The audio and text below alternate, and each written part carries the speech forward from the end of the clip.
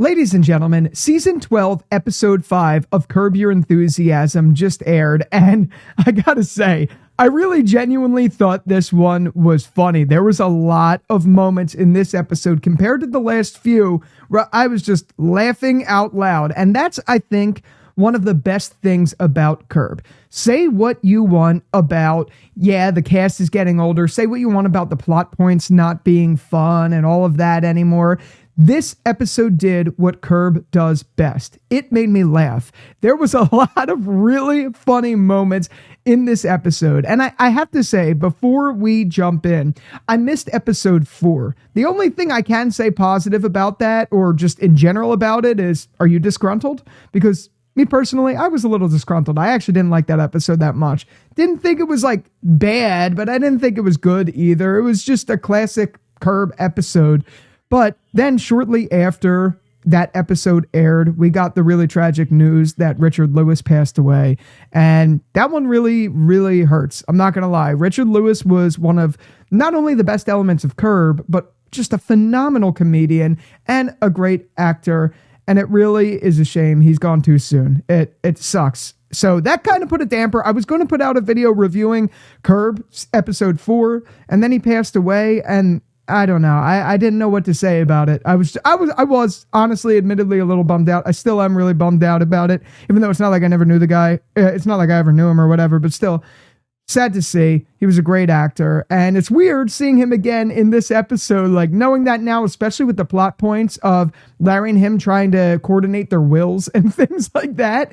So it's a little weird to me. That's like crazy the way that worked out, but whatever. So this episode, episode 5 of Curb Your Enthusiasm, focused on, I would say, a pretty big thing in the whole breakup of whatever her name is, redhead. Irma. Her name is Irma. Jerry, you're a fucking dumbass. You called her Cyrus? What?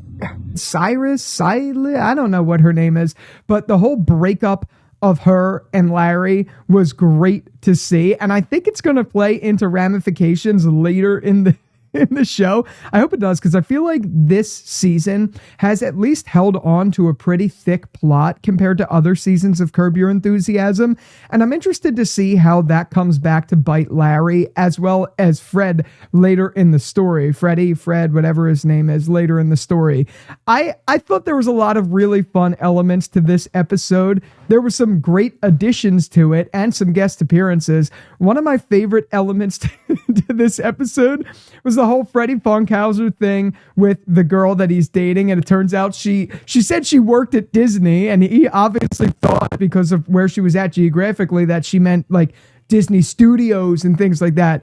But no, she worked at a Disney store as a princess.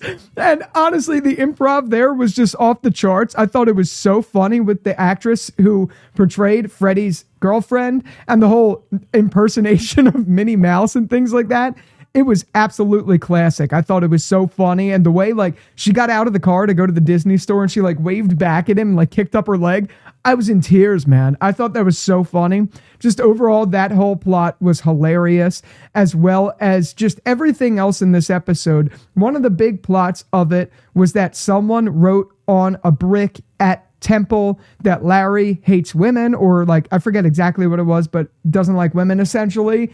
And of course that becomes like a whole major plot point, as well as the other major plot point where Larry's, I guess, lawyer, he's taking the last name of Dave Z blah, blah, blah, blah, blah, blah, person. I don't know the last name. It's the guy from Schitt's Creek, Dan Levy, and he's playing a guy named Zeckelman, I think it is. And Larry hates that last name because his lawyer's last name is Mantle. And obviously that starts a whole thing because Larry's like, wouldn't you want to take the name Mantle instead of whatever it is, Zeckelman or whatever? And it becomes this whole thing. And it eventually leads to Dan Levy freaking out at Larry. I thought that was great. I've always been a big fan of Dan Levy, especially in Schitt's Creek. So seeing him here freak out at Larry David is kind of like, it's a really good meeting of the minds in the show. I thought it was so funny. And I like what it eventually did to the plot later, where Larry's lawyer forgot to dispute the charges for his case in Georgia or whatever it was. So now it's going to have to go to court and he might go to jail. I feel like they are pinpointing this season in one direction, one way, shape, or form, where it's either Larry's going to get in legal trouble because of something like this, or that girl, I forget her name. What is it? I forget it. Hold on, let me look. Irma, that's her name. What did I say it was earlier? I don't even know what I said it was earlier, but Irma, she might kill him. I could see that happening.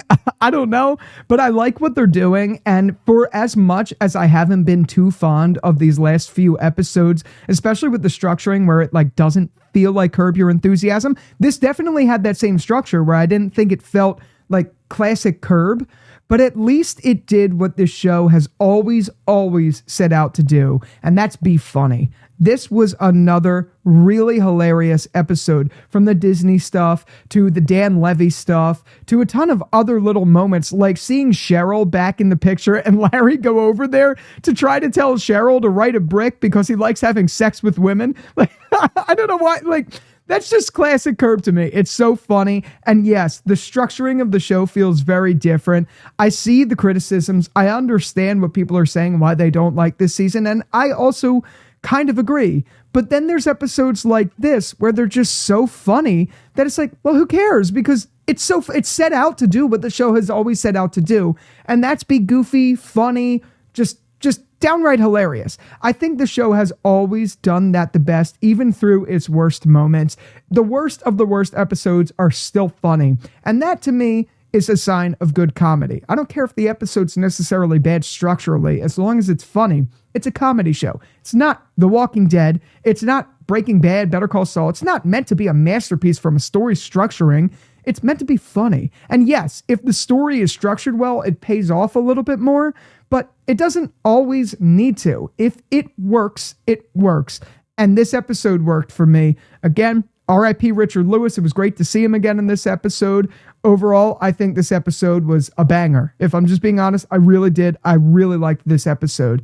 Let me know what you thought about it down there in the comments. And with all that out of the way, thank you again so much for watching this video. Until the next one, I'll talk to you later. Peace out.